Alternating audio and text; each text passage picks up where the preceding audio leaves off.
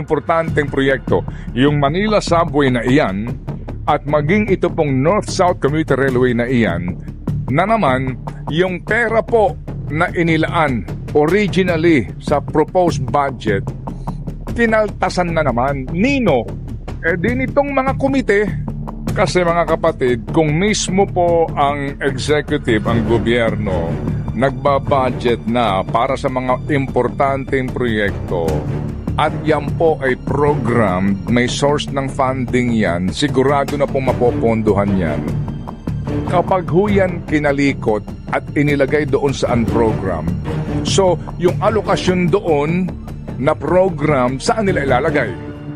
Kasi diyan sa mga foreign assisted projects na yan, wala naman silang kickback Ay, ganon? Wala ka namang makakanti dyan wala kang makukurot dyan wala kang kikitain dyan. Walang SOP? Ilalagay nila doon sa mga proyekto kung saan meron pa rin silang gustong kitain. Yan po mga kapatid nga. Kasi kung sinasabi mo na ang gustong-gusto mo ay ganito mga uri ng proyekto, ba't ka nga din kahit na ngayon ang sinasabing umano ay pinakamalinis daw na budget sa kasaysayan ng Pilipinas, ganun pa rin po naman. Bakit yung mga priority projects ng gobyerno ay hindi po sigurado ang pagpopondo? Totoo ba na gusto niyo hong guminhawa ang buhay namin? O ang mas prioridad ay ang lalo pang pagginhawa ng mga, with all due respect po, pasintabi lang po ako sa salita, yung mga mandarambong sa gobyerno. Balikan ko lang ito, itong issue natin na pag-usapan kanina. Kasi po, itong pinagmumulan din po nitong mga iskandalong ito, mga kapatid, ay nanggagaling din po sa usapin po ng budget. And if you also remember, yung dati pong hindi ho naman alam na marami na tinaguri ang unprogrammed appropriations ay nalantad dito po sa sinasabing pinakakorap umanong budget sa kasaysayan ng Pilipinas. And by the way, ito po pala nangyayari na even before doon sa 2025 budget. Sino ba ang mga committee na appropriations sa mga panahong yon? Well, si Zaldico, itong si Eric Yap muna, and then Zaldico, and then sa panig po ng Senado ay ito pong si Sani Angara. At noong 2025 po ay si Senator Grace po. Alright. Ngayon mga kapatid,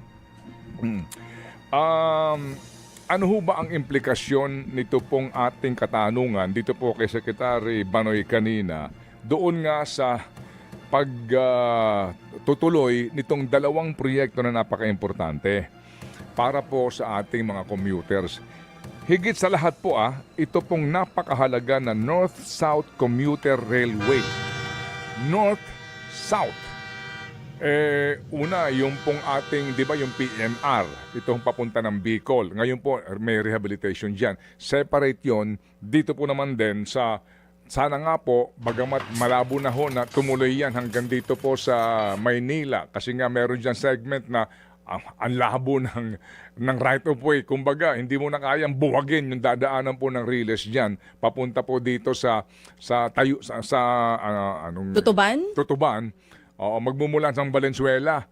Papunta na po ito all the way nga ito hanggang Tarlac Sa totoo lang po, ito'y umabot na dati sa Pangasinan, di ba? Yung tren natin hanggang La Union nung mga sinaunang panahon. Sayang. Ang sisting nga po, mga kapatid, hindi ho ba ang Pangulong Marcos sinasabi niya sa kanya pong mga statement na alam nyo, napakahalaga nitong mga foreign assisted projects na ito. Sa Kongreso, pinagdidebatehan po lagi ito. Pinag-uusapan lagi ito. Yung kahalagahan ng foreign assisted projects. Kasi hindi natin kaya na solohin yung pagpupondo sa mga proyekto. Yun ang sabi nila. Kaya ho, umuutang tayo. Saan po tayo umuutang? Ito ho yung tinatawag na overseas development assistance project, ng mga ODA projects. Marami tayong pinagkukunan niya. Pwede tayong umutang. Bukas tayo sa Japan. Meron tayo sa Korea. Well, yung China po natigil na. Di po ba? Dahil din po sa kontrobersya kinasangkutan ng Flood ating control. mga bansa tungkol dito po sa West Philippine Sea na ito. Oo. Pero meron din po, no? Marami po ang mga nagpapautang sa atin. Meron po tayo dito po sa ADB, Asian Development Bank, etc. Okay. So mga kapatid, umuutang ka ng pera para ho sa isang proyekto. Before ka makautang, katakot-takot na mga pag-aaral ang pagdadaanan niya. Doon pa lang sa feasibility study, gumagasta ka na ng daan-daang milyong piso, bilyon pa ang inaabot kung minsan. Pagkatapos niyan, gagawa kayo ng proposal, magmi-meeting kayo, ang haba ng diskusyon, transaksyon, ang haba ng mga pag-uusap bago ho maaprubahan yung loan. Okay. Pag naaprubahan yan, pirmahan tayo ng kontrata. So, okay, umuutang ako ng ganitong halaga. Ang Pilipinas may commitment. Anong sa akin dito? Doon sa sinasabing GOP, no? Government of the Philippines. Okay, sa akin ang right of way. Yan. Ako ang bahala dyan. Lahat ang tatamaan ng proyekto, ako ang gagasta. Doon sa mga pagbabayad sa mga property owners, ako rin ang bahala para paalisin yung mga dapat alisin at bayaran ng just compensation. Ano pa? Well, meron akong tinatawag na equity rin. Bilang patunay, na interesado kami dito. Para kang umutang equity housing loan, dinahingan ka ng equity. Bilang patunay na hindi ko kayo lolokohin. Meron kaming alokasyon para dito. So mga kapatid, yan po ay proyekto na ginastusan and then may kontrata and eventually nga, obligado ang Philippine government na maglabas ng pera taon-taon. Yan po yan. Ang siste, opo, kahit na ano pang sabihin nila na kung gaano daw kalinis itong ating budget, ngayong taon na naman, may mga foreign assisted projects, gaya po nito. Itong dalawang importanteng proyekto, yung Manila Subway na iyan, at maging ito pong North-South Commuter Railway na iyan, na naman yung pera po na inilaan originally sa proposed budget, kinaltasan na naman. Nino? Din itong mga komite, ito hong dalawang kapulungan, binawasan na naman nila. Inilagay, kalahati lang po ang inilagay. Kumbaga, kalahati lang ang mapopondohan. The rest inilagay po sa unprogrammed appropriations.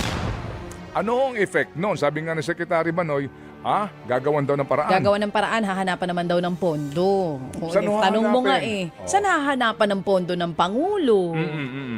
Kasi nga naman from almost 57 billion pesos, naging 28 billion pesos na lang. Ito yung mga proyekto na talagang kailangan ng mga Pilipino. At kung totoo yung sinasabi din naman ng Pangulong Marcos Jr., dapat hindi siya pumayag na nabawasan ito.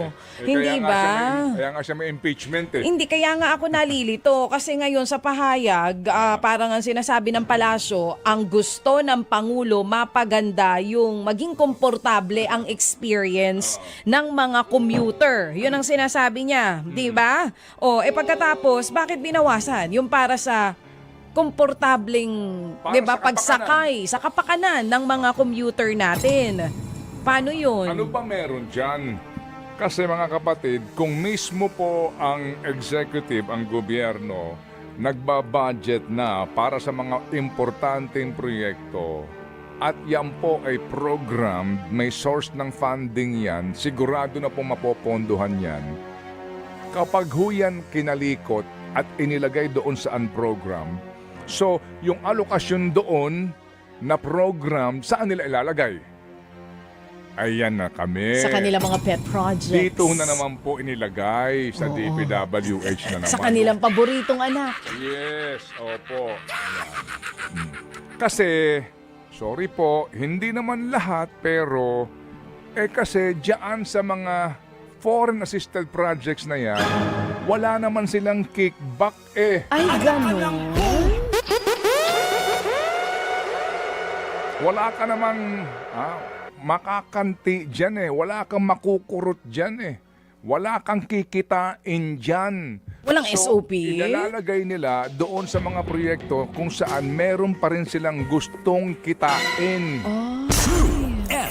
With all due respect. And you know what's ironic? Kanina, With all due respect. tama. You know what's ironic? Kanina nung kausap mo si Sec Banoy, tinatanong saan kukunin, may nabanggit siya. Di ba yung unprogram, Savings. ilalagay sa DPWH. Tapos yung kulang na pondo, kukunin din sa savings ng DPWH. Kung may savings. Kung may savings. Yan po yun. Bakit ganun? Yan ang implikasyon yan. Kaya nga po ngayon, isa sa mga grounds ng impeachment ng Makabayan ay yung pagpapayag ng presidente doon sa budget na pinirmahan niya. Nakatakot-takot nga po ang nasilip ngayon ng mga anomalya. Yan po mga kapatid nga. Kasi kung sinasabi mo na ang gustong-gusto mo ay ganito mga uri ng proyekto, ba't ka nga din kahit na ngayon ang sinasabing umano ay pinakamalinis daw na budget sa kasaysayan ng Pilipinas, ganun pa rin po naman. Bakit yung mga priority projects ng gobyerno ay hindi po sigurado ang pagpopondo? Totoo ba na gusto niyo hong guminhawa ang buhay namin? O ang mas prioridad ay ang lalo pang pagginhawa ng mga, with all due respect po, pasintabi lang po ako sa salita, yung mga mandarambong sa gobyerno. 9:21 pong ating tamang oras. Mga kapatid, ano po, may pag-asa ba yung ating panayam? Kasi hindi pa daw